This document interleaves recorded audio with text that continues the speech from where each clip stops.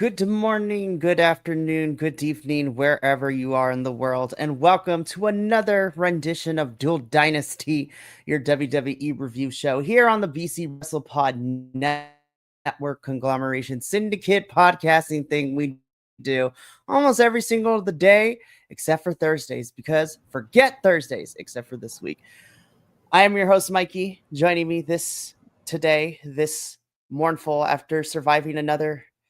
You know what? Forget it. I'm trying to put on performances. We're hot. We're mad. Like, there's a lot of things that need to be discussed today, but I am Very. joined by the professor and the kilt man, the two sexiest bald men on the planet right now on the Oh, internet. if we're Outside of setting the Simon Miller. bar, Hey, check the bar. The bar's very low. The bar is no longer a bar; it's a shovel. No.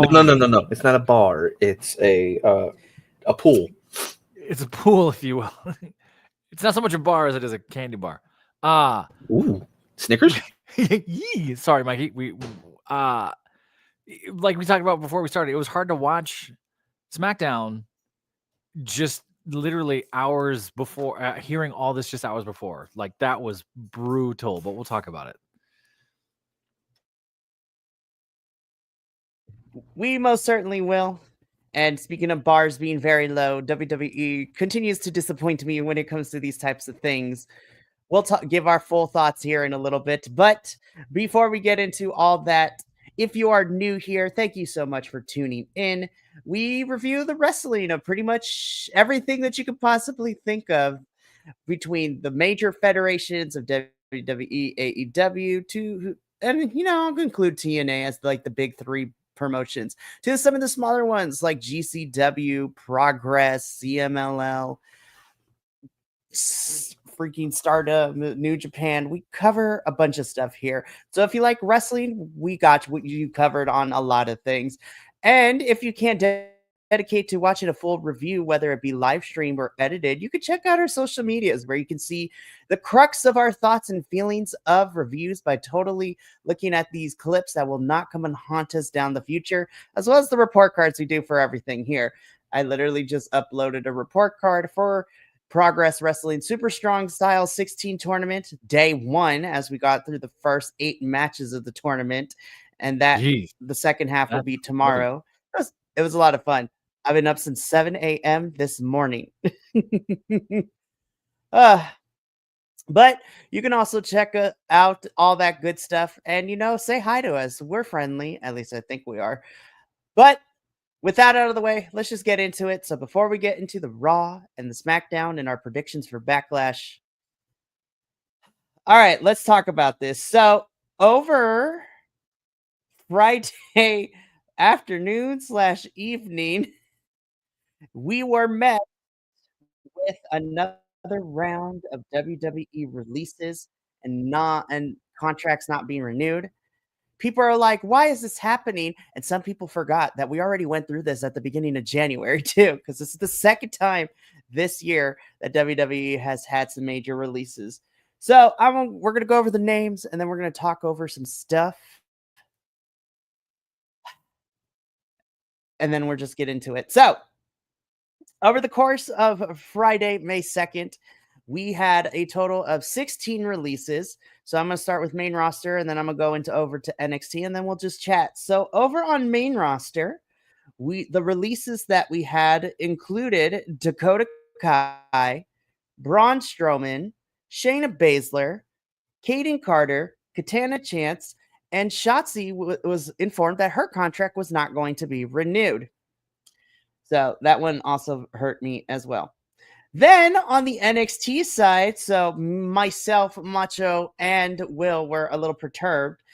We had the releases of Danny Palmer, all 3 members of Gallus, so that includes Wolfgang and then Mark and Joe Coffey, Javier Barnell, Oro Mensa, Riley Osborne, one half of the Metaphor Girls, Jakara Jackson, the only Native American person on NXT being Eddie Thorpe on the roster. And then these 2 really hurt me, Gigi Dolan, and to my surprise, Cora Jade. I don't even know where to start. And this Oh, the also internet- comes the the- same week. Earlier in the week, we had 10 to 14 people in like the office positions be released as well. So, Yeah. All right, And boys, where do we start? They're not bleeding money, right? They have billions of dollars. They are generating money after money. Look Yeah. at the freaking ticket prices, for crying out loud. I tried to go do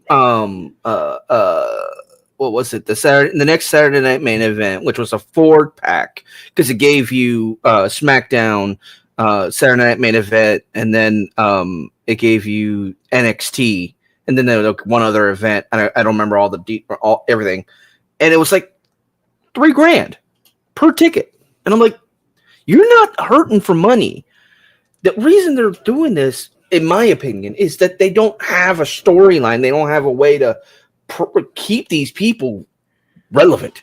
Look at how many of Braun was going for a title run, and then he got put over for Jacob Fatu, which, yes, I love the fact that Jacob Fatu got the title run, but then they just dropped Braun and he just disappeared.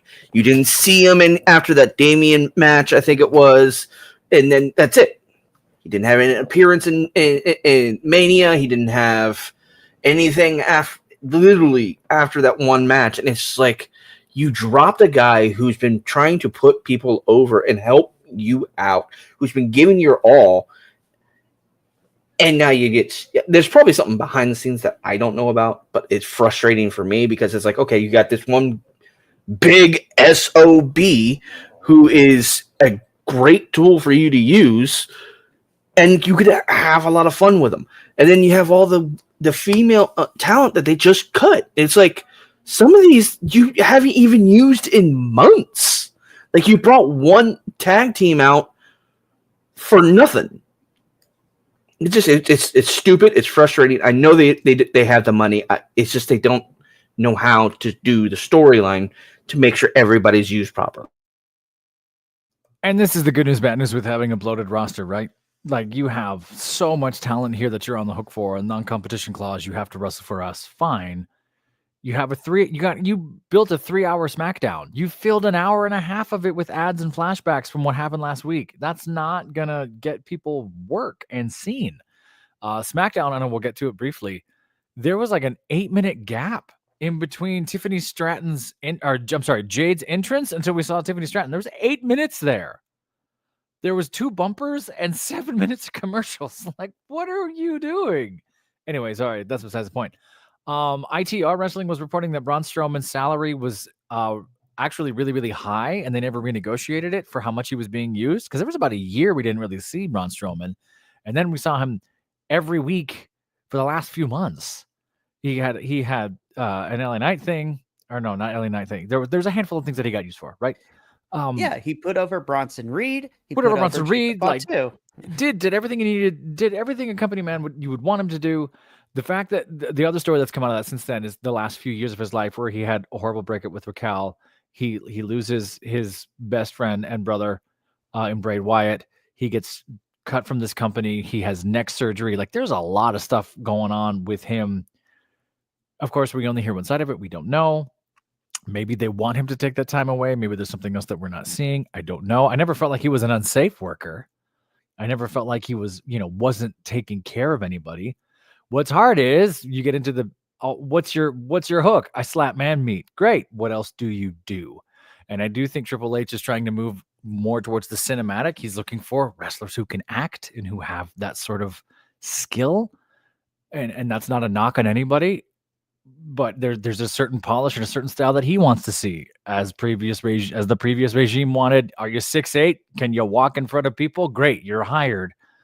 Now there's something else that I think he wants to shift to. I still think it's awful. The storylines are not there. They're not using everything they could be, I guess. And it's easy over here to pontificate because we're not there. I'm just mad about Shotzi. I think Shotzi deserved to be there longer, forever. She's a cheap team player. Her father passed away. She came back anyway. She did the whole, I'm going to cut my hair for my sister thing, and she left for a little while. I think they did it right. They kept her to the end of the contract. They let her go to the Hall of Fame. Like, they did try to treat her right in the end. I think that's really unfortunate. You let an indie star kind of like Shotzi go the way they did. And then NXT, it just sounds like they're making room for this LFG or whatever it is group, right? They just want to push people around a little bit and see how that's going to go in the future. So I want to speak on that really quickly, right? Because Sure. And then what's her name? here's the thing. Danny's saying she's going to quit wrestling, like she's done. And then there was someone else who was saying, I don't know if I want to come back after that. Like, that's hard on these young talents. For reals. I'm like, what are y'all doing making people not want to come? So really quickly, I want to talk about main roster stuff. Of course, it sucks that everybody, like all the people on main roster that got let go, lost their jobs essentially, and I felt bad. The one that really hurt me the most, though, because there's so much untapped potential. Well, the two that hurt the most for me for main roster, of course, was Shayna Baszler and Dakota Kai. Like, you could have had Dakota be your first women's intercontinental champion. That is Lyra. Finally, we gave Lyra something with Becky. But Dakota, it's crazy to me that Dakota got released. Then Triple H brought her back 2 years ago. And then now she's no longer here with the company a second time. And then she got hurt, took a bunch of time off. Damage Control came back. She had like 2 matches. And then we never saw her again. Right? Like, basically, like, what the hell? She was, and we've been missing her for a while. So she clarified she wasn't, it's funny. She clarified that she wasn't hurt and she's being benched. And then it was funny that Nick Khan came out immediately on that saying that we don't bench people. And then thus we see, so I'm going to get into NXT now. And then Shayna, like, it hurts me because I'm like, you had her dominate NXT and then she's kind of been lost in the shuffle.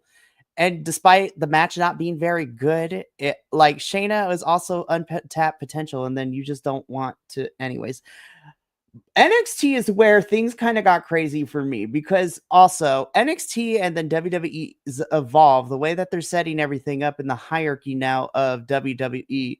You go to Evolve, which is like the developmental for the developmental. These are where all your WWE ID folks are there, but it's crazy to me because I'm like, you have the Gallus boys there. Of course, this is all pre-tape, but they got let go. They're supposed to have a match this Wednesday. Don't know how that's going to turn out.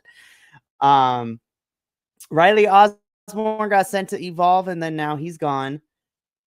It just sucks for everybody involved. The 4 that hurt the most for me is one, of course, and then also, I don't want to play politics into all of this too, but somebody pointed this out on the internet and one of the hosts pointed it out that both on main roster and NXT, a lot of the folks that got released were people of color. Also those within the LGBTQIA+ community or allies of said community. I'm not a full-blown conspiracy theorist, but... Well, you got a very, very conservative company. Very, very conservative company. Right. But the 4 that hurt me the most was number 1, Jakaric Jackson. I'm like, why are we broke this past Tuesday on NXT? We broke up her and Lash as a tag team, which I'm like, why? You need more women's tag teams. We barely have enough women's tag teams across the 3 brands. Not only did you break them up, but I'm just like, just kill the women's tag team titles. Like, they're dead. Liv and Raquel, you've given them nobody else to face now. Like, what is happening? It is wild. I'm very sad for Eddie Thorpe because he's the only Native American person on this roster and we were doing cool things with him and now he's gone. Hopefully he goes back to New Japan. The 2 that blew my mind was number 1, Gigi, because we've been seeing her a lot recently on NXT and now she's gone. But the one that blows my mind is Cora Jade. I know she got hurt and she was out for a year, but like she was just at Stand and Deliver. What you mean she's no longer in the company? And then of course, take it this with a grain of salt. Of course, Dave Meltzer opens his big mouth and then everybody's coming after him saying that the people that were let go, especially in NXT, weren't training hard enough in training. And then Gigi and Cora were clapping back at that immediately. Cora baffles me because I'm like, how do you have somebody like CM Punk be 100% behind you, push you, like say nothing but good things about you, and then you're gone? I'm like, what? It's strange, right? I don't know if there's a rhyme or reason to it. I don't know if I'm trying to look at the risk board, like the bigger meta picture of it. You just acquired AAA, and now you're letting go a bunch of folks. I mean, unless you're adding one more show or one more thing somewhere, you got to find room for all these people. Sure. And what's harder is the other organizations, not to invoke them on this podcast. AEW has no space. I mean, GCW will take anybody, so you can go fight over there anytime. Shayna already knows those folks. But these other promotions, like, there's no space. This is and other outlets are reporting this and talking about this too. It's a great time to become a professional wrestler. It's totally different than it was 20 years ago, even 10 years ago, right? You have a lot of options. People are watching for talent all over the place. But now, just like other industries, voiceover, acting, other things like that, everyone's in the pool. How are you going to make yourself different? Right. And so my whole thing is that I think a lot of, so here's the thing. I don't want Tony Khan to pick up a lot of these talents because he already has a bloated roster, that he's not using. Right. But if he is going to sign people, the two I think that would do very well in AEW, especially because they got friends over there, is Dakota Kai. I think would be great in AEW. Sure. But Shayna Baszler, have her and Marina Shafir fight it out like all the time. That'd be great. Sure. Braun Strowman could go to GCW. We always need more big, like, monster people in GCW because we don't have a lot of those. Sure. And even though they have a partnership with NXT, I would love to see Kate and Katana tag team. Yeah. Jakara, Gigi, all of them go to TNA because I just saw them on TNA television within the last 2 weeks. Jakara and Lash were at the Rebellion pay-per-view. And freaky, so was Gigi as well. Like, they were at the Rebellion pay-per-view. Like, they had a match for the tag team championships. Here, this is how I'm going to end this and saying all this, because we do this every time. And, you know, as a fan, I have to separate my personal feelings from the overall things. Business-wise, they say it's to, you know, for budget expenses. I'm like, you just had like a 4.5 million gate for WrestleMania. You mean to tell, but that's besides the point. Yeah. I want to address what I'm about to say to, you know, everybody here at BC WrestlePod and the IWC as a whole. You can sit with your feelings right now. It is okay to be mad at WWE. You have a right to as a fan. However, if you truly want to see change, you hit the federation where it hurts, and that is they pockets.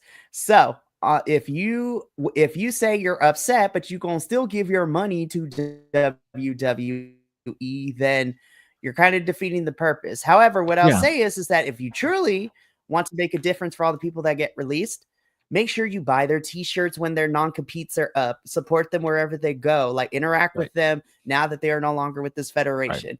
Put your money where your mouth is and support these people because they out here trying to make a living, and it's a scary world out here. So that is all I have to say on that.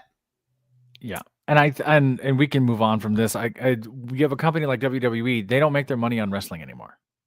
Right. Mm-mm. Their money is not WrestleMania and ticket sales. Their money is TV deals, corporation deals, Prime. That's their money. Shareholders, stockholders, moving big money around that we will never see. So there's this illusion that it's a wrestling company. It's not. It's a bunch of billionaires and Saudi influenced folks. So now you're playing the late stage capitalism game. Be a fan of the wrestler, which is why some of the folks here at Biconics refuse to watch it. And it totally makes sense to me. Totally makes sense to me. Luckily, I'm not giving them my money directly. So, you know, and refuse to, and I can't mortgage my house to go get tickets to SmackDown. It's not going to happen. It's wild to me. I'm very surprised. You know, I say all this and then I'm mad because I was so excited and now I sound like a hypocrite because I'm going in June to go see, you know, the NXT and AAA Worlds Collide show, which should be fun. And then, you know, I'm going to see Money in the Bank, but I was like, you WWE, you make it harder for me to want to continue to be a fan. Like, I think your heart's in the right place. I have the same thing with certain sports teams, not to go down this tangent because we got to talk about other stuff. I have problems with certain sports teams and certain folks, but I like the player, or I find a way to indirectly support those folks.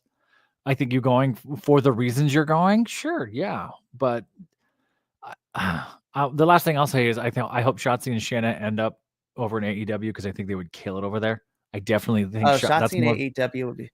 That's more Shotzi's crowd anyway. That for real. Put Shotzi with Pounds of Hell. Her, Julia, Brody King, like that'd be amazing. Oh man, that's her scene for sure. Megan Bain and Shayna. Oh my god, all day, right? Like there's some matches to be made there if they hit it. Those are the ones that only make sense to me. Right. But let's talk about the meh week of wrestling. For WWE at least. So June 1st, I believe, is when the 30-day non-completes are up, and then July 1st for those who are under 60 days. So hopefully during the summer, we'll see a bunch of these folks go everywhere. But let's talk about Raw and SmackDown this week. Raw had a better fair showing of the week. I enjoyed Raw. I think it's crazy to me, and again, because I think it's because of that Netflix deal that they want Raw to be the flagship show, and poor SmackDown is getting everything that is left over, which we'll get to. But Raw kicked off this week where we have our newest faction of Paul Heyman, Seth Rollins, and Braun Breaker. Mostly Seth and Braun talking about lots of things. And you know what? We are going back to what I actually really dug, like during the 2010 SmackDown era, where we start off with the story hook. Sammy comes out to interrupt. You know, he doesn't agree with what Seth is doing. Seth is basically placating, like, I am not the monster, without realizing that he became the monster that he truly hates, which is a lot of fun. And you know what? Seth loves Sammy. They're friends. Their children play together. Like, there's that very deep bond that they have. And Seth's like, hey, Paul Heyman's going to talk to you. Like, I need you to, not be in my way, but I want to give you a chance. And so talk to Paul Heyman, see what he has to say. And I want your answer by the end of the show. So we're going to revisit this when we get to the end. I'm like, I've missed this about WWE programming. I love when we start with the story hook and then we come back around to it at the end of the show. I'm like, narrative focus making sense. Like, you actually have a story hook and actually revisit it. You don't give us a story plot and then never talk about it again. So thank you, Raw, for at least doing that. So we're going to come back to this at the end of the show because choices were made. We kick things off with our first match, though, and a very fantastic match, Rhea Ripley versus Roxanne Perez. It is official. Roxanne is now on the main roster, so congratulations to her. I also feel sorry for her because it has been a week where she is now on the main roster, but her best friend just got let go, too, later in the week. So, poor Roxanne, I love you. And Rhea Ripley and Roxanne Perez, both of them had a fantastic match. We do end up getting a DQ, though, because why not? But I was not upset about it because we get a DQ from Julia, who comes over and beats up on Rhea Ripley. We are continuing to tell the story between Rhea, Roxanne, Julia, and then Io comes out for the save. So we're probably going to get a tag team match coming out. It's also been reported that Julia may or may not be on main roster too now. So good on them. I actually like this. This was great. This was fun. I'm happy for Roxanne. I heard that this match was actually fantastic. I might go back and watch Raw if I have time, but I'm happy for her. But like you said, that's a tough week to be happy for anybody. Again, this was in the beginning of the week too. So this was all happening on Monday, and then we'll get to Friday. Logan versus Jay is made. That is all I have to say, and I am not happy about it. Moving on. Jay, I love you. I'm sorry that this is your first big feud. The Judgment Day girls are still fighting. But this time, JD McForehead is back. I love him. JD's back. Nobody's cluing in Finn. Finn is that friend in the group chat that we're all friends, or supposedly we are all friends, but he's always the last one to find out information and no one has the heart to tell him, hey, we don't want to be friends with you no more. They're kind of just putting up with it. And so Finn is about to be ousted from this group. When? We still don't know, because we've been playing this angle for months now. They've ruined this angle. They needed to pull this trigger back when it was Dom and Liv. And I thought we were done at Mania. I was like, I can't believe we're still here. They threw in JD into this super late in the arc of the playwriting or novel writing, whatever you want. To be fair, he did have a hole punctured lung and everything, so he was out for a little bit. But now you're just giving him nothing to do. Like, We're also going to talk about Judgment Day when we get that talk between Nick Aldis and AJ too, because this also does not help Judgment Day's story progression, but we'll get into there. But yeah, poor Finn is that person in the group chat that nobody has the heart to kick him out because they don't want to. They don't want to get their hands dirty. They don't want to be the bad guy, but somebody's got to be the bad guy. We'll see who it ends. But wait, isn't JD McDonough no longer part of the Judgment Day because he lost to R-Truth? Again, I'm sorry, I have to bring that storyline up because it went nowhere. It pissed me off that it went nowhere. Again, I talked about how WWE actually does good storytelling, and then they also show us in the same night that they just dropped the story angle because why not? R-Truth though listen. I am going to manifest this when we get to SmackDown because R-Truth is probably the best thing right now of this week's SmackDown because I want it to manifest into something which we'll talk about. But poor Finn, I actually am starting to feel bad for him. We'll talk about you. We'll talk about you, Judgment Day, later in the show. Penta is him. I want to be Penta when I grow up and just be doing the Penta walk on the table just because I can.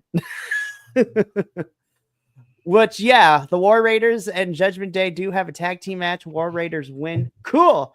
Penta's out here fighting fools left and right. So Penta's feuding with the Judgment Day. I ain't mad at it. Or is he? We're going to talk about that in a little bit. I need New Day on the commentary every week because they just be roasting everybody, which is great. They were roasting the crap out of Judgment Day and the War Raiders. It was phenomenal. Good. I'm happy to see that Kofi and Xavier are finally getting back to where we need them to be. But yeah, Penta walking across the table. Love you. It's great. Sammy, don't do it. He has this meeting with Paul Heyman. Paul Heyman offers him a chance to go after John Cena and the undisputed WWE Championship. But that means that Paul Heyman wants Sammy to move to SmackDown. And I was just like, we already know where this is going. Sammy is too much of an underdog to say yes to it. But Sammy is considering this. Paul Heyman being the devil on the shoulder, telling him, do it. May the fourth be with you, y'all. Anywho. It's perfect. I know. Becky, okay, I'm getting on my soapbox for this one. I feel like Becky is getting an unfair rap, but she is not Becky Hogan, y'all.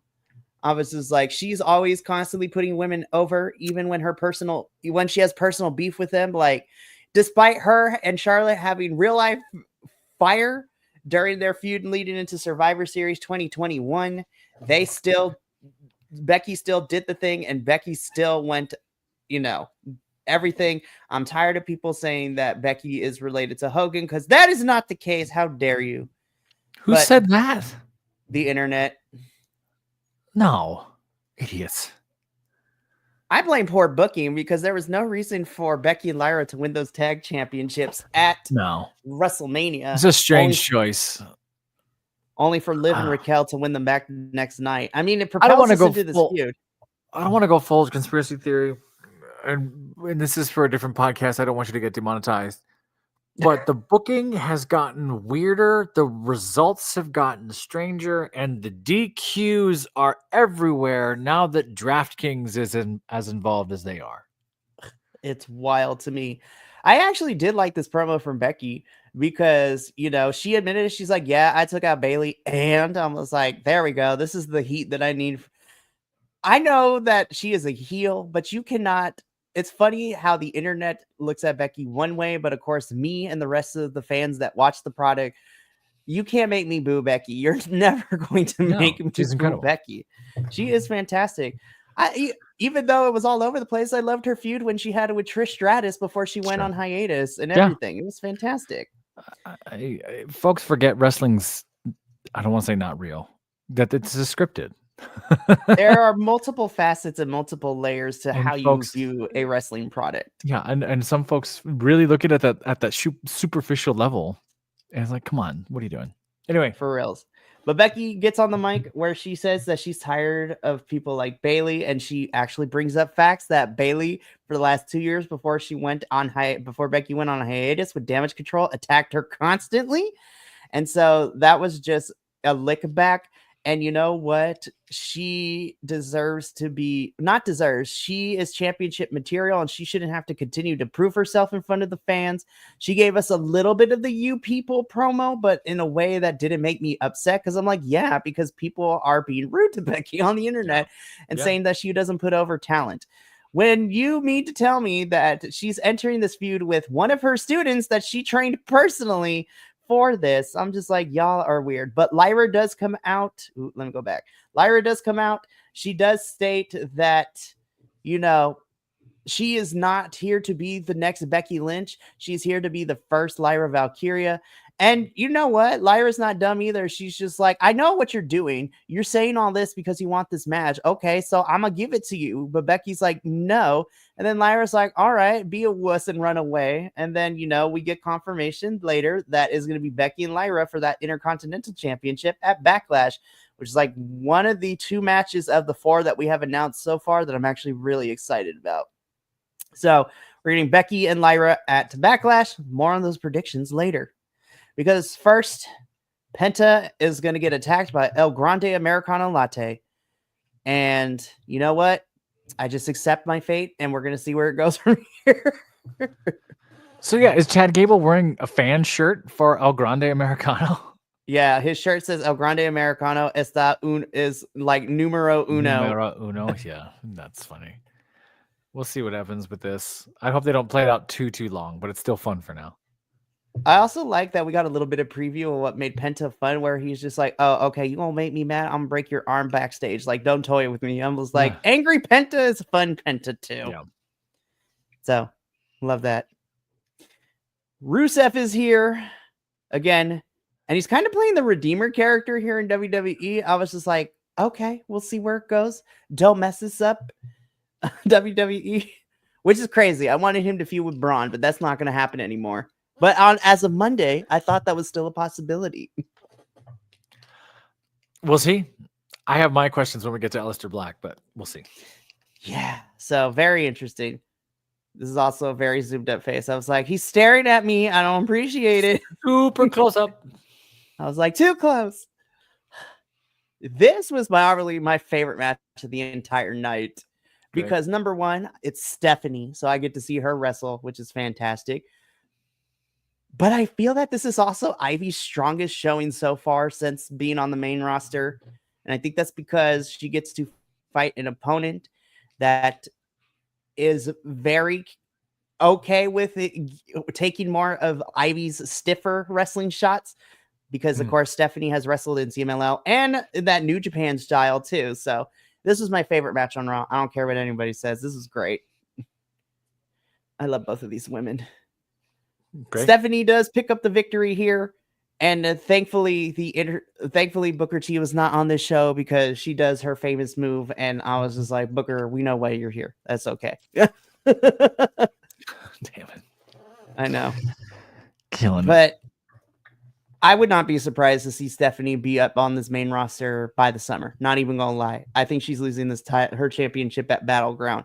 And we're either going to see if it's Julia or Jordan Grace who's going to take that title from her at Battleground. But Stephanie is ready. I'm going to be honest, though. Put her on SmackDown. I feel like the women's division, not to say needs help, but we are running into a wall with who we're getting Tiffany to face. So we have no plot lines over on Stephanie SmackDown. Would be amazing.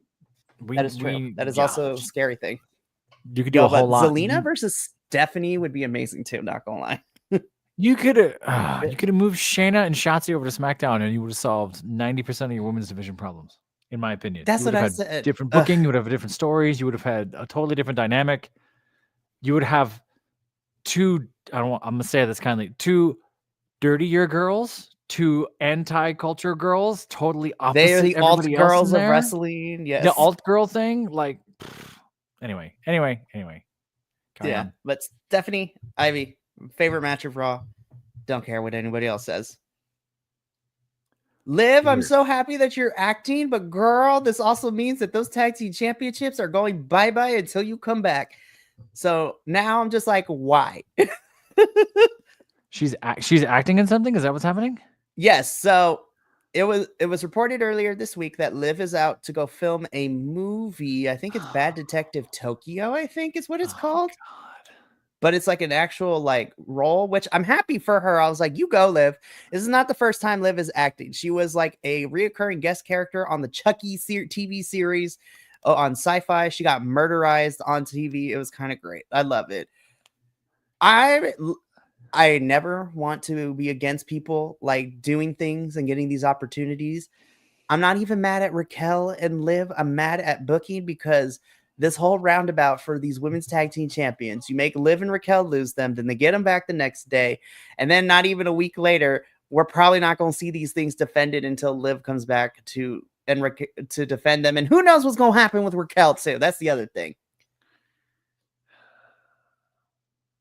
Just throw either, you know what? I'm not even going to say throw it. I am still of the mindset that you should never have unified the main roster and the NXT Women's Tag Team Championships. Put those titles back on an NXT tag team. At least there's multiple women's tag teams down there. You can use them, but who knows for how long. Why is AJ Styles here? So AJ's here because he was talking to Nick Aldis, figuring out what his next step is after beating Karrion Kross. So honestly, if this leads to Dominic versus AJ in a feud, I am not upset about that. But I'm just like, AJ is like the third wheel in this whole entire segment. Not even gonna lie. Or AJ. I think AJ was ready to retire until Backlash in France went so well. And then he went, I'll stick around a little while. Why not? Shout out to Nick Aldis because Adam Pearce could not be there for whatever reason. So Nick Aldis was put I in just did a double take, by the way. Like, wait a second.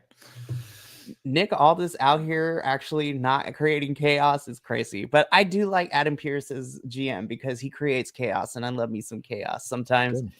But yeah, Liv, I'm happy for you. Those championships, though, booking did y'all dirty. AJ versus Dominic, you have me intrigued. Pat McAfee takes way too long to tell us that he's going to have a match against Gunther. That is all that this segment was. Don't need to discuss it any further. And if the rumors are true, I'm not looking forward to this backlash because this is where we're going to see the return of Oldberg, which makes me not happy. Are you serious? It's going to happen? The rumor is that Gunther is going to retire Goldberg, and I'm not here for that. I've been making that joke for 2 years. I can't make that joke anymore if it's actually going to happen. I don't want it to be Oldberg. Useless. It could have been Braun Breaker and Gunther.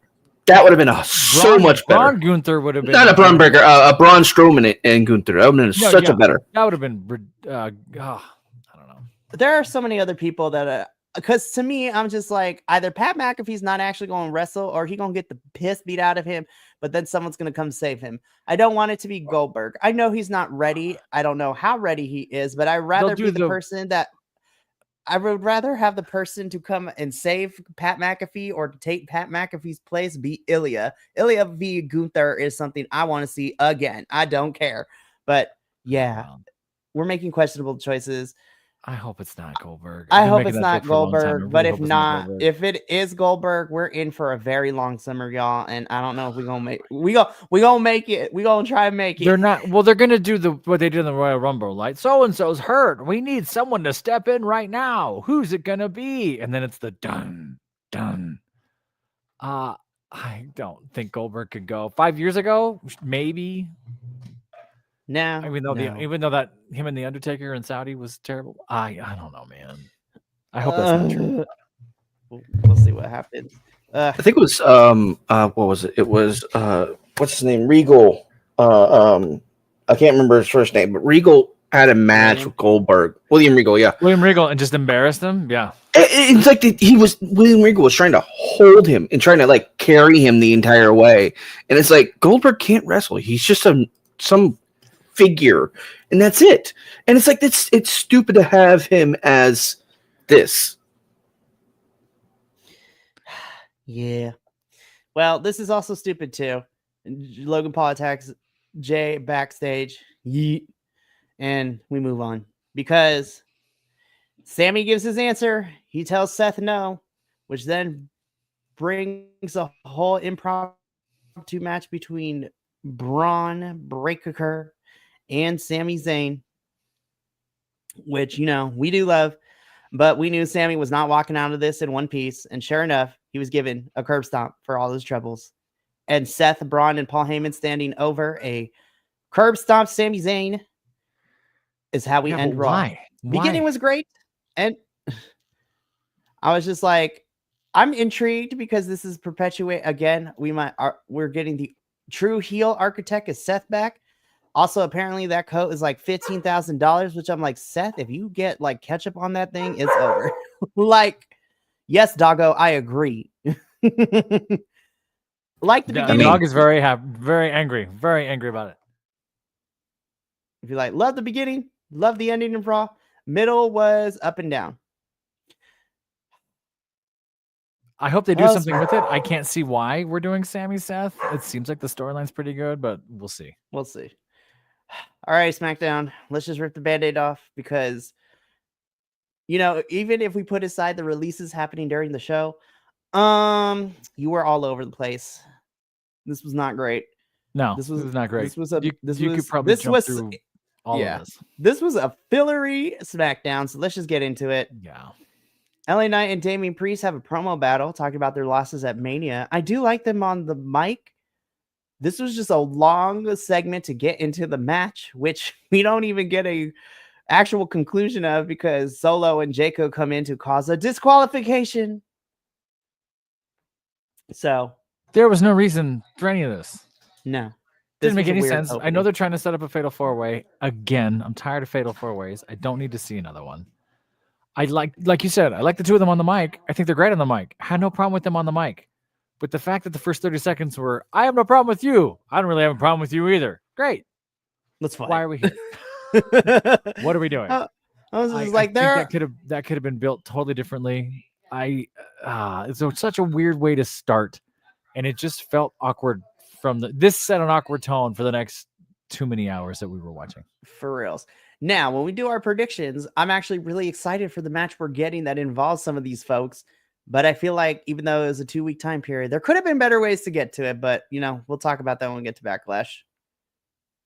Fraxium and Pretty Deadly had a really fun match. Fraxium racks up another win, which I'm excited for. We're probably going to get them in the profits down the line at some point, which I'm excited for. But poor Pretty Deadly. But I'm not as scared for the tag team division on SmackDown than I am for Raw. At least SmackDown has been doing constantly great things with all the tag teams that they have. So Fraxium, Nathan, Axiom get for the second week in a row, get a win against Pretty Deadly. This was a fun match. I loved it. It was great. Chelsea, I love you so much. You are the best thing to happen in terms of character-wise for WWE related. She's out here dressed like she's mourning, going to a funeral. She talks to Nick in this backstage segment of wanting to get a rematch for her United States Championship. But Nick Aldis is like, no. So, but Nick Aldis gives Piper Niven a shot. And if Piper Niven can beat Zelina tonight, then, Piper will be number one contender for the Women's United States Championship. And then Chelsea passes out like she a black lady in church. I loved it. It was ridiculous. I love that none of them are American and they're all in this USA Championship, whatever it is, thing. Like, that's brilliant. I love that how Nick Aldis is playing all that. Nick made me laugh so hard. It was just like, I'm not American and neither are you or you. Yeah. It's brilliant. And then Selena Vega, like, it's just, this is fun. I don't know. I think Chelsea and her secret service. I'm sorry, I can't think of the word. They're funny enough to play this forever. Like, they know how to do this sketch comedy type thing. Everything else is on SmackDown is just falling apart left and right. Like, where are we going? What are we doing? It seems like since WrestleMania, everyone just kind of went, yeah, blow it up. It's like, whoa, what are we doing? Yeah. So, Chelsea, you and your Secret Service are like one of the best things going on for main roster characters on WWE. Not even gonna lie. Yeah, the she crit Hervis. Secret Hervis is fantastic. That's what it is supposed to be, from what I remember. Because I remember the Yes. Hervis part, but it's still a great bit, and I have to agree. I want to continue this. It's such a dichotomy with the SmackDown Women's Division because okay, so let me just get into this. Jade's like, I want to fight you, Tiffany. Tiffany's like, okay, bet. Naomi, does your back hurt, girl? Because you were carrying this whole entire segment. Not even gonna lie. I also loved it too. She's just playing this heel character so much fun. She's like, listen, she says, no, I want a shot at your championship, Tiffany, and I don't mind pushing Jade out the way. Heck, I'll even run her over with the car again if I need to. I'm like, damn, Naomi, we're just going after Jade like that. Loved it. Of course, Nia also has unfinished business. Tiffany and Jade try to interrupt Naomi. Naomi's like, don't interrupt me because I'll fight you. This sets up our main event where Tiffy Time and Jade are going to be going up against Naomi and Nia Jax. So, but I will say, before Naomi got there, this is a very clunky segment promo, and I'm just like, what are we doing with these women? We're just throwing random people together to make things happen. I thought Nia Tiffany was done, and now we've kind of reintroduced it. Jade's here because she was backstage. This is just messy. You could have done this 100 different ways. You have 3 hours to build story. You didn't. You just threw stuff to, I don't know. Very odd. Yeah, so I don't know what we're doing. We're going to revisit this when we get to the main event because first, let me talk about this though. I need Miz to give some flowers here because Miz is always fantastic and he sells very well. He sold that black mask so well. This was actually a fun match, and I am actually excited for the prospect of a Carmelo Hayes Aleister Black match / feud. I'm just hoping that we can give Aleister something more. I am happy he is back again. This is only week 2, but I'm hoping that this will be a substantial feud, not just for Aleister, but finally giving Carmelo something of substance to do outside of, hanging out with Miz and having that 7 out of 5,000, sequence with Andrade. No, I agree. I love the Miz. I think the Miz knows his role in the company and has served it for 20 plus years, right? He makes other folks look great. He made Aleister Black look amazing. I kind of want more from what they're doing for Aleister Black in the same way that you're saying. It's just sort of, hey, he's here. He rises from the dead with candles. Go. We're not seeing any other build or any other mystique to it, just that he's mysterious and does some beautiful kicks. I will say, sorry, dog's eating things right in front of me and I can't stop them. Some of those knees Aleister Black throws are just devastating. Like, he are full on like, oh, you are now dead. And the Miz sold them beautifully. The dexterity is on display. I almost think Aleister Black is too athletic for some of the stuff he was doing. Every time he jumps twice, similar to Braun. He goes twice as far than he needs to. He spins twice as fast as he needs to. So I don't want him to compromise his style for the polish of WWE, because that's the AEW style, is the harder, faster, louder, as opposed to here where it's sort of survive, you have a show every day type of thing. I love seeing him there. I do want more for him. I hope we're getting it. I'm nervous now that we've cut so many people too. For reals. So hopefully, again, I want to see Mello and Aleister go at it. Shoot, if you ain't planning to have anything for Mello and Aleister, give me Andrade and Aleister. Run that back. But Andrade might be busy with something else, which I also don't like when we're going to talk about it when we get to that part of the show. Because once again, WWE just has all the Latinos fighting each other, and I don't know why. But anyways, speaking of which, listen, I actually really like this backstage encounter between Santos and Rey. This ultimately just sets up a match between the two later in the show. I mean, I'm not mad. This is Lucha Libre right here, because these two fight each other in Mexico all the time too. So yeah. Well, I was excited. I should have known better. Zelina beats Piper, and I love the physical comedy aspect of Zelina and how tiny she is, doing a bridge on Piper Niven of all people too, which was fantastic. Zelina does not get a lot of credit, but Piper also doesn't get a lot of credit. I actually enjoyed this match. This was fun after Piper accidentally hits Chelsea, and Chelsea selling it beautifully. Loved it. Love her. This was fun.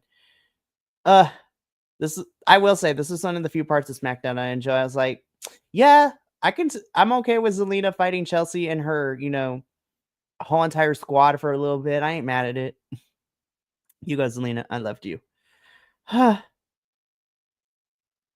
This is where we get the official confirmation that it is a fatal 4-way for that United States Championship match, which is going to slap. It's just very weird that one of the people involved in that fatal 4-way was not mentioned, didn't have a pre-tape promo, anything on the show for SmackDown. We'll talk about it a little bit. Yes, all hail Queen Zelina. Love that. Randy Orton actually made me excited for this match against John Cena by cutting this promo, but Randy Orton is a consummate professional. And now this match is being touted as one last time. I was like, I love you, Randy. You're not walking out of St. Louis as this champion, unfortunately. Yeah, the writing's on the wall for this. I mean, promo was fun, though.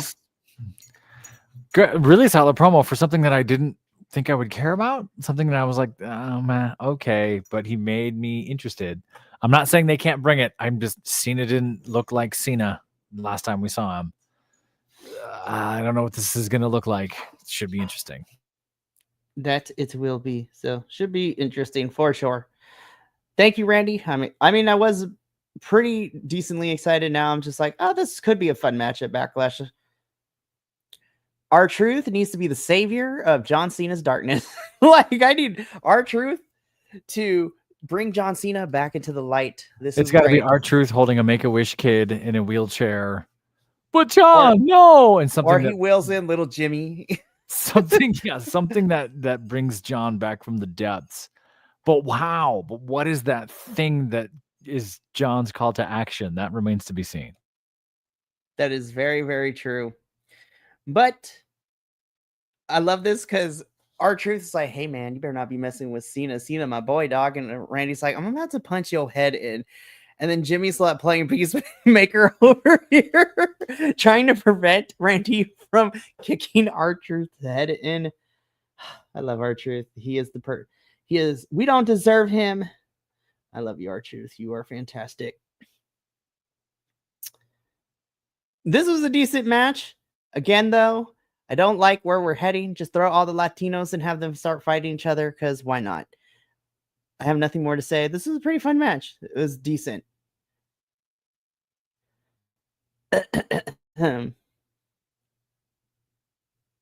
We kind of just disorganized, told this. I was just like, we were told that Nia and Jade were going to have a #1 contendership next SmackDown, and then winner will go on to face Tiffy for the title. And I'm just like, I feel the order of events did not go the way that it needed to. Honestly, I was like, we told the events out of the order. We got a tag team match. Very much so, yeah. But then we find out there's a #1 contenders match next week. I was like, I feel like we should have had the #1 contendership match first, have it be a schmoz because Naomi and Tiffany get involved, then have the tag team match next week, and then go from there. But no, I didn't. This backstage segment did not care.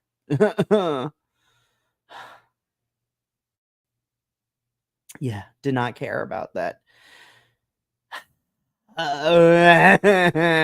This got weird. They had a chance. They had a window to pull Legado apart with Andrade, and now it just looks like Andrade's meddling. It's not coming off the way I think they should. Frankly, I'm gonna say this: they should let Andrade do it all in Spanish.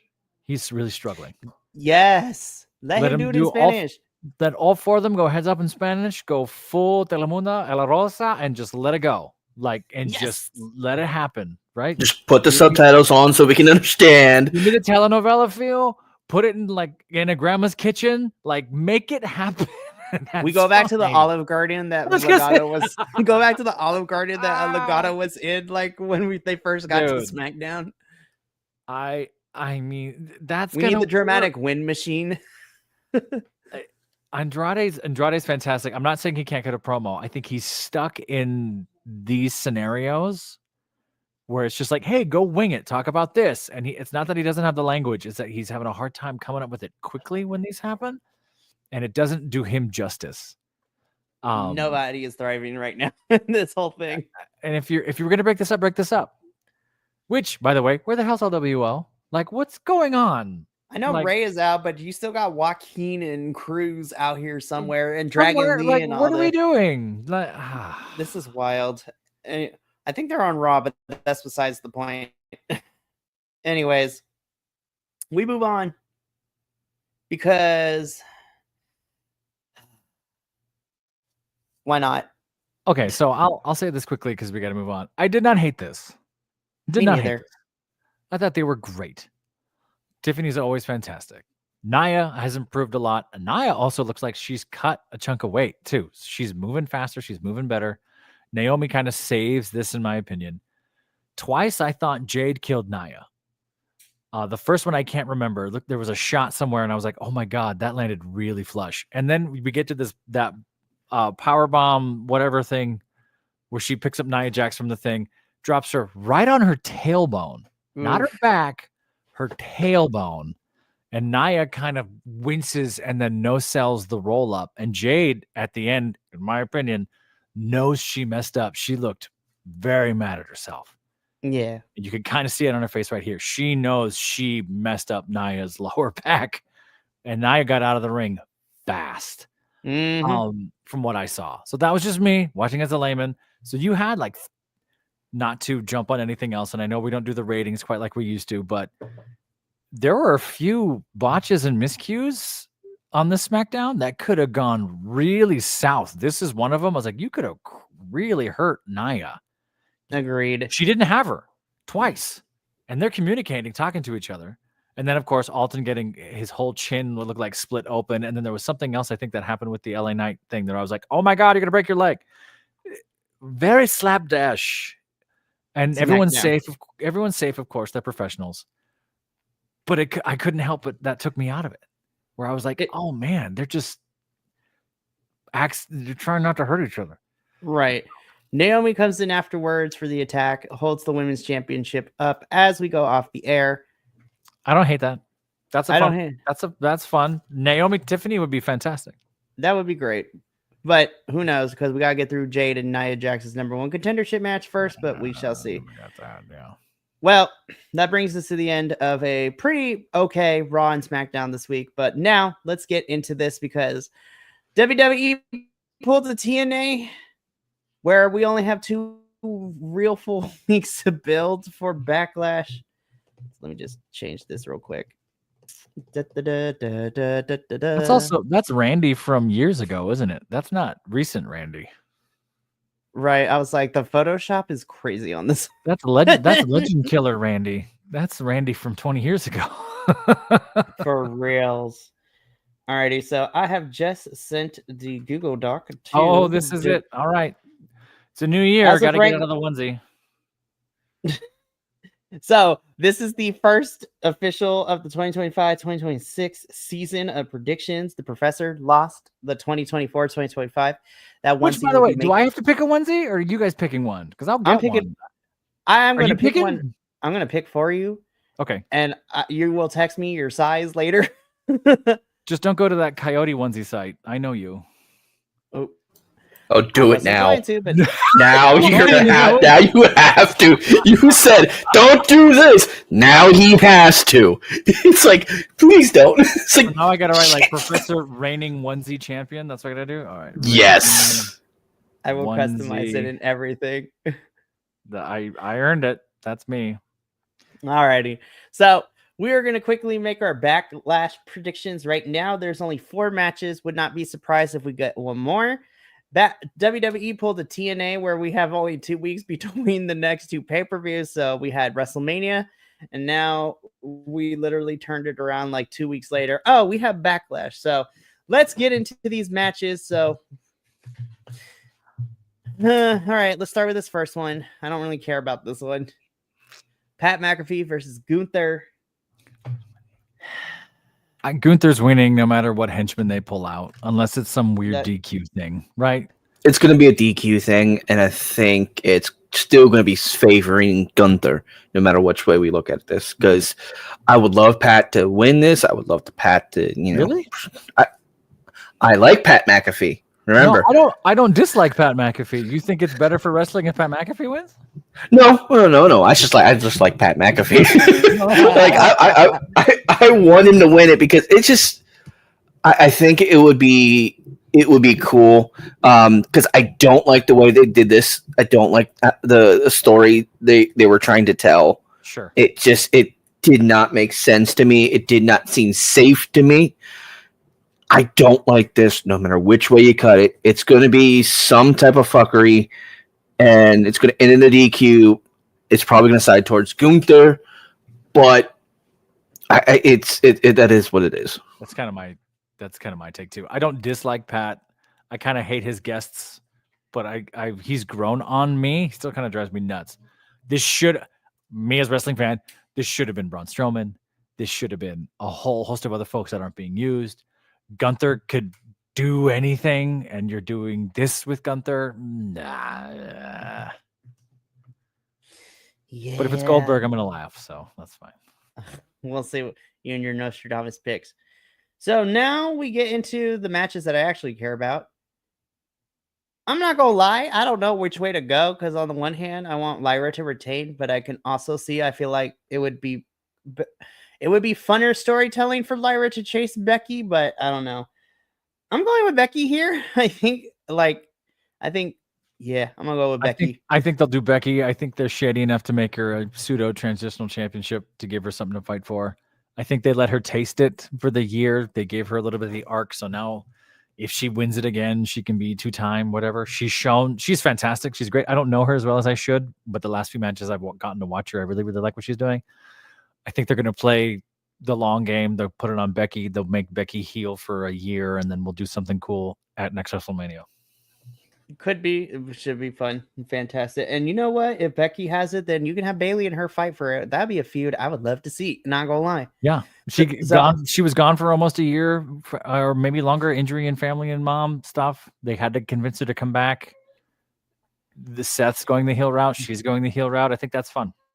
Yeah. So yeah, I got Becky here. Should be fun. Okay. Next up, the match that I'm actually really excited about. Excuse you. What do you mean? Excuse me. You forgot someone. He didn't pick. You didn't ask me my. I agree with the two of you because it is going to be I think it is going to be a Becky win with like a Bayley and Valkyria chase. There's going to be like kind of like a beef there, and then there's going to be a rivalry. It's going to end up. I want to say it's going to end up in a 3-way. Phrasing. I think it might end up that way, but it's going to be a Becky win. Yes. So we all got Bex. We got big time Bex here, so should be fun. Now, I'm excited for this match. This is going to be an absolute car crash of a match. I'm here for it, though. Fatal 4-way for United States Championship. Jacob Fatu, LA Knight, Damian Priest, Drew McIntyre. Professor, who you got? I'm not saying I'm not excited for it because I like all four of them. I'm a big fan of all four of them. I'm not excited for it because it's too easy. It's a short build-up, and Fatu's winning, right? Like you're not gonna do him that dirty. He got it, then lose it 3 weeks later, right? You can't do that. It doesn't make sense to give the title to any of the other ones, right? LA Knight maybe, but you just had him drop the title so that he could do other things, in my opinion. Maybe McIntyre, because is that the only one he doesn't have? I can't remember which one's the only one he doesn't have. Maybe McIntyre. Damian Priest, maybe, but I think you want bigger things for him. Fatu's the one that's kind of earned it, and you want this to ride, especially if you want this solo Fatu, whatever. It doesn't make sense for Solo to screw him and then him to drop the title here. It makes more sense for Fatu to win, catching Solo, trying to screw him or whatever, and then you build that for whatever's next. I think you got to keep it on Fatu. and I'm not saying this isn't going to be fun. It's potentially a match of the night thing. I'm a little meh on how they've created this. Oh yeah, you want it? You have it. Nah. Yeah, I also have Jacob here. Kilt, who you got? I also have Jacob as well. My thought process, you're talking about, it's going to be a dirty match, I think. Like, as you said, Solo's going to try to interfere to help Jacob. Jacob catches Solo doing it. It's going to be a breakup moment, which might lead to a bloodline rule or bloodline ruling match like Solo and Roman had. Tribal rules, whatever. Tribal rules. That's what I was. I'm going that direction. Yeah. We made fun of those. We made fun of those a lot. That's why I remember. Yeah, I think that's what will happen, and so definitely Jacob Fatu is gonna win this.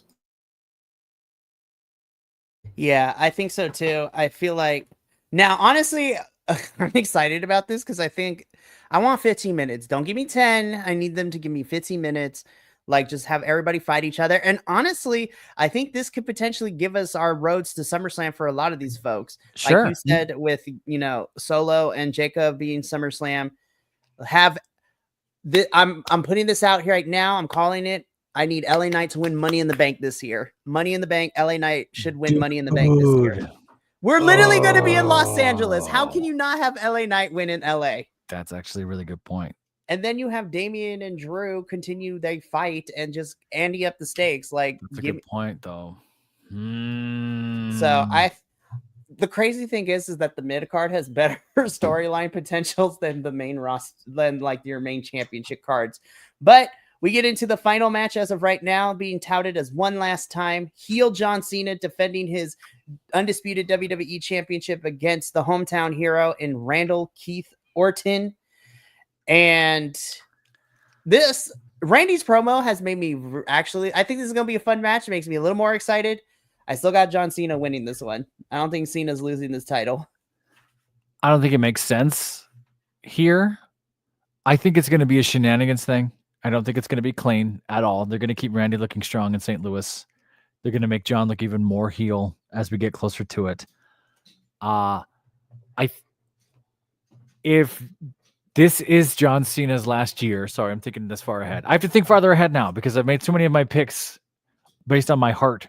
And I've just gotten rocked every single time. I think if you want John retired by the end of the year, I don't think he wants to retire face. I think he just wanted to taste what it was like to be heel for a while. So he's going to be a face by the end of the year. I think you got to keep the title on him a little bit longer. He might do something devastating and ridiculous here. And then we start to see the turn of, oh my God, what have you become by the time we get to SummerSlam? And then maybe by Survivor Series, you pull the trigger on, wait, he's a face now, or whatever that turn is. I don't, it makes no sense to take it off of Cena here, right? Which makes me sad because we basically know all the endings for Backlash. Yeah. How are you going to get there? I think what's not helping Backlash this year, I mean, the last couple of Backlashes were also kind of predictable, but I think what made them more enjoyable is the fact that the last 2 years Backlash has been international. And no shade, I'm happy that Randy gets to have a pay-per-view in his hometown. However, I love the US fans just don't do it. Backlash to me has to be an international thing every single year. Like, the international fans are amazing. And no shade to St. Louis. I don't know y'all like that, but St. Louis, man. Nah. At least it's not Georgia, because remember that? Remember when we had a Georgia pay-per-view? That was Savannah, and it was terrible. I agree with you. I think Backlash should be international forever. The thing that the Backlash trend of the last 4 years, if I'm not mistaken, it's matches where we go, oh, really? But then you go, oh my God, how did they pull that off? Right? Bad Bunny, Logan Paul, AJ Styles comes to mind. There's a few others I'd have to go back in the memory banks. So for me, I don't know which one of these it is because I'm sort of meh on all of them. Which one's going to go, oh my God, that's a match of the year candidate that I was not expecting. Kilt has thoughts. Yes, Kilt has the thoughts. Kilt, who you got and your thoughts? My thoughts is going to be a dirty win for John Cena because they're not going to take it off of him this early. They're going to probably wait to SummerSlam or closer towards the end of the year to remove the title from him, if they remove the title from him at all.